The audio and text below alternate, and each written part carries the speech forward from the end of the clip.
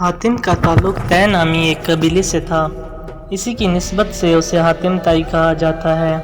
وہ یمن کا حکمران تھا۔ یمن کا علاقہ عرب سے جڑا ہوا تھا۔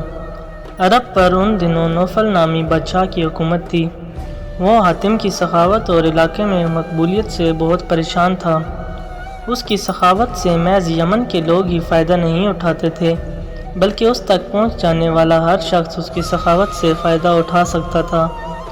بہت سے لوگ تو محض اس کا امتحان لینے ہی اس کے پاس چلے جاتے اور وہ ہمیشہ ہر امتحان میں کامیاب ہوا۔ ایک مرتبہ کسی کو معلوم ہوا کہ حاتم طائی کے ذاتی استعمال کا گھوڑا بہت قیمتی ہے، کیوں نہ وہ حاصل کیا جائے۔ چنانچہ ایک شخص اس کا امتحان لینے پہنچ گیا۔ حاتم اس روز شکار کرنے کے لیے نکلا ہوا تھا۔ اتفاق سے اس روز اسے شکار بھی نہیں ملا۔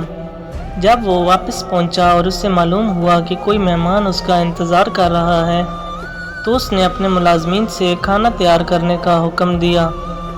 ایک ملازم نے کہا، سرکار، آج کھانے میں گوشت کا سالن نہیں بن سکے گا کیونکہ تازہ گوشت نہیں ہے۔ حاتم کی غیرت اس بات کو گوارا نہیں کر سکتی تھی کہ اس کے دسترخوان پر مہمان کے لیے گوشت کا سالن بھی نہ ہو۔ اس نے کہا، آج ہمارا محبوب گھوڑا ہی ذبح کر کے پکا لیا جائے۔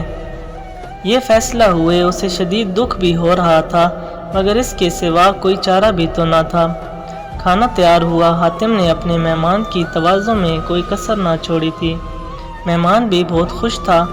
صبح جب مہمان کے جانے کا وقت ہوا تو مہمان نے رخصت ہونے سے قبل اس کی مہمان نوازی کا شکریہ ادا کرتے ہوئے کہا کہ اس نے حاتم کی سخاوت کی بڑی شہرت سنی ہے۔ اگر وہ اپنا پسندیدہ گھوڑا بھی اسے عنایت کر دے تو بڑی بات ہوگی۔ حاتم اس کی یہ بات سن کر کچھ افسردہ ہوا، مگر پھر کہنے لگا، میرے معزز مہمان، یہ فرمائش اگر آپ گزشتہ سال سے پہلے ہی کر دیتے تو اس کی تعمیل ضرور کرتا، مگر اب یہ ممکن نہیں ہے کیونکہ میرا پسندیدہ گھوڑا اب آپ کے پیٹ میں پہنچ چکا ہے۔ اس کے ساتھ ہی اس نے ساری مجبوری بتائی اور اسے اشرفیوں سے بھری تھیلی نذرانے کے طور پر دی کہ اس دولت سے وہ اس گھوڑے سے بھی قیمتی گھوڑا خرید سکے گا۔ مہمان حاتم کی سخاوت کا گرویدہ ہونے کے ساتھ ساتھ پشیمان بھی تھا کہ اس کی وجہ سے ایک قیمتی گھوڑا ذبح ہو گیا۔ اس نے اشرفیوں کی تھیلی لینے سے انکار کر دیا، مگر حاتم نے کہا، یہ آپ کو رکھنا ہی ہوگی کیونکہ میں اپنے مہمان کی فرمائش پوری نہ کر سکا ہوں۔ حاتم سخی ہونے کے ساتھ ساتھ بہت نرم دل بھی تھا۔